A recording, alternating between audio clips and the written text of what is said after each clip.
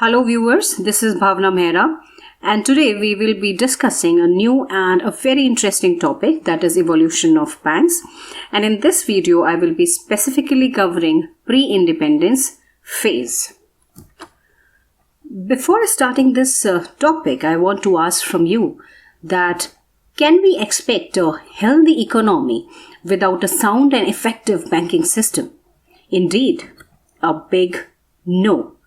The banking system should surely be hassle-free and able to meet the new challenges which are posed by unforeseen circumstances. For instance, COVID happened in 2020, or also should overcome from any technical change or upgradation in any other factor. India's banking system has witnessed several outstanding achievements to its credit, especially in the past 3 decades. The most striking is its extensive reach, which is no longer confined to metropolitan cities. In fact, has reached even to the very remote corners of the country, and this coverage of banks has become one of the main aspects of India's socio-economic growth worldwide. Now, let us ponder on the history of these banks. There are 3 phenomena in which banking in India can be divided. The pre-independence phase, which is before 1947. The second phase, from 1947 to 1991, which is also known as a nationalization phase. And the third phase, from 1991 and beyond. And in this video, as I've already said, I will be specifically focusing on pre-independence phase. In the first phase, the banking system in India was established. Thus, it began with the foundation of the Bank of Hindustan in 1770 by Dutch company and located in the then capital of India, that is Calcutta, now popularly known as Kolkata. In India, the paper currency was first issued during British East India Company rule, and the first paper notes were issued by this private bank, Bank of Hindustan. However, this bank failed to work and ceased operations in 1832. Then came the 3 Presidency banks established by Britishers, and among those, the first was the Bank of Calcutta, which was founded on 2nd June 1806 and later was renamed Bank of Bengal on 2nd January 1809. The Bank of Bombay was the second of the 3 Presidency banks. It was established on 15 April 1840 and headquartered in Bombay, now Mumbai. Followed by the Bank of Madras, because at that time Chennai was known as Madras, which was established on 1st July 1843 through the amalgamation of a number of existing regional banks and headquartered in Madras. All these 3 Presidency banks were amalgamated on 27th January 1921, and the new banking entity was named as the Imperial Bank of India, which was one of the oldest and the largest commercial bank of the Indian subcontinent, and was afterward transformed into the State Bank of India in 1955. Initially, as per its royal charter, it acted as the central bank of British India prior to the foundation or formation of Reserve Bank of India.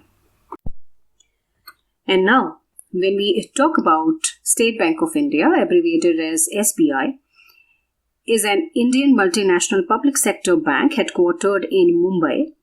It is the 43rd largest bank in the world, and in the Fortune Global 500 list, it has got 221st rank as the world's biggest corporation of 2020. This nationalized bank is the largest bank in India with a 23% market share by assets and 25% share of the total loan and deposits market. And as we all know, the new SBI chairman is Mr. Dinesh Kumar Khara, successor of Mr. Rajneesh Kumar. So, when we want to think about SBI or presidential banks, then we need to keep in mind these important 5 years. These are 1806, establishment of Bank of Bengal. 1840, Bank of Bombay was established. 1843, Bank of Madras was established. Now in 1921, all these three presidential banks amalgamated and formed Imperial Bank, and finally in 1955, we got State Bank of India from this Imperial Bank. Coming back to the pre-independence stage, during this period, over 600 banks had been registered in the country, but only a few managed to survive. These banks were not only able to survive, but shown a good success rate, and some continued to lead. In this time, we got our first commercial bank in the form of Allahabad Bank in 1865, which was headquartered in Calcutta. But on 30th August 2019, our Honorable Finance Minister Nirmala Sitharaman announced merger of Allahabad Bank with Indian Bank, which is headquartered in Chennai. And let me reinstate here that until its merger with the Indian Bank, it was the oldest joint stock bank in India. It was not the first though.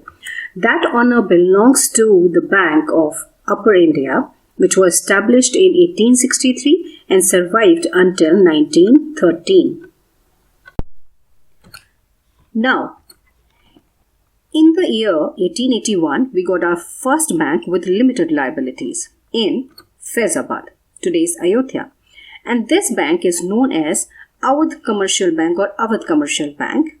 Here, for the first time, Indians were involved in the management.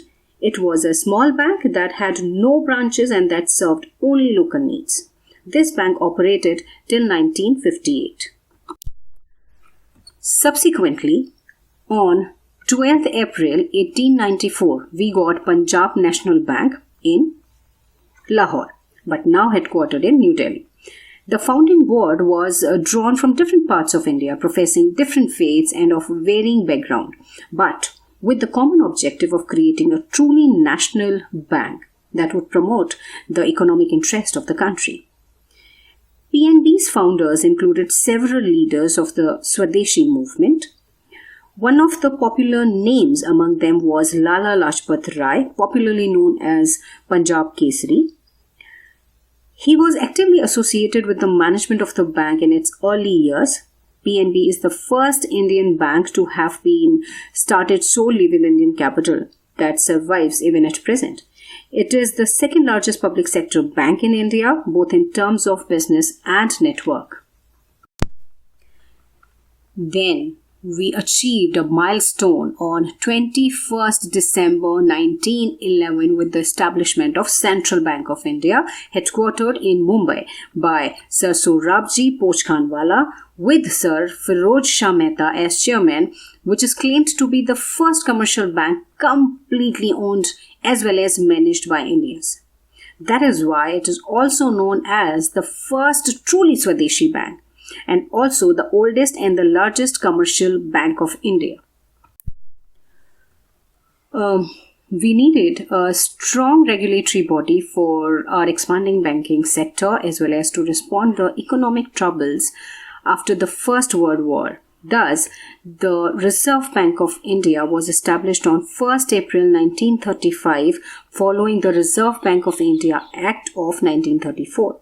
The bank was set up based on the recommendation of the Hilton-Young Commission, also known as the 1926 Royal Commission on Indian Currency and Finance. The central office of the Reserve Bank was initially established in Calcutta, but was later in 1937 permanently moved to Mumbai.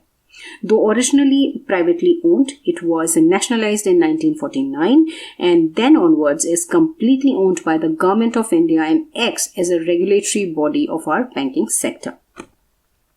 You must have noticed that the first image I have inserted here is also showing Dr. B.R. Ambedkar. Some of you must already be knowing the reason, but those who don't know, refer to my video on our central bank, Reserve Bank of India, where I will cover Dr. Ambedkar's role in the formation of RBI. So, That's it for this video, and for further understanding of evolution of banking sector in India, catch my another video where I will cover the second phase of evolution, which is broadly known as the nationalization of banks in India. And considering the economic planning, this phase was the foundation for today's economic condition. So, a must-watch video.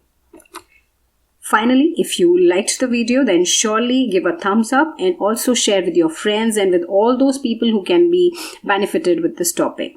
I will be soon coming with another video. Till then, maintain social distancing and stay safe. This is Bhavna Mehra signing off.